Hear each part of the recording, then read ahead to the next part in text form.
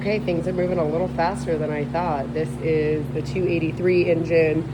Check that out. That's Dad's handwriting. This is the 283 that's going to go in the 1957 Corvette.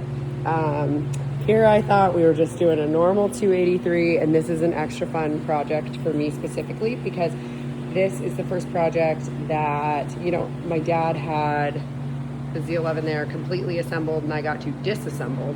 But this is a project that he had started on his own and is a lot further done than I thought.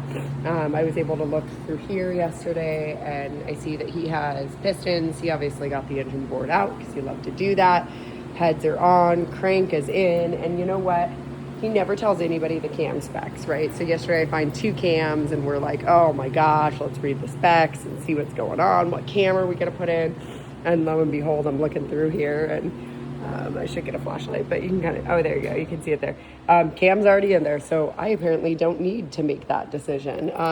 Another thing that I thought was really interesting was, the push things that hold the guide plates in. He obviously used a helicoil and these are now screw in. So they're threaded in there. So obviously he's had them come out before. To my understanding, that's a little more of like a high performance thing. So even though this was just going to be what I thought a stock traditional 283 is obviously not his plan. So a little less work than we thought here, but it's going to have 2 4 barrels on it and a really pretty intake. And I don't remember, I'll have to find the intake. I had set it aside. But this is a little closer than we thought. And you know what? I'll walk back here real quick. But the frame is already almost completely done. We had finished that quite a while back, and I'll have to post some videos of that. But it's up here on the lift.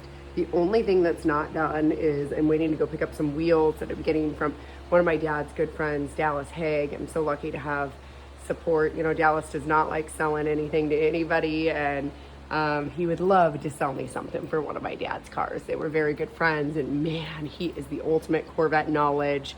So it's pretty cool that we get to have quite a bit of help when I need it, because a lot of these things are hard to acquire. So everything is done on this besides brake lines and fuel lines and the engine. The transmission, it's kind of buried in the back, but boy, it's beautiful. It's powder coated. It looks really good. So honestly, this should be pretty quick. And I'm just working on this because the firewall on the El Camino is getting finished up. So once this is done and the undercoat is stripped and reapplied, I'll be ready to put the body on the El Camino frame.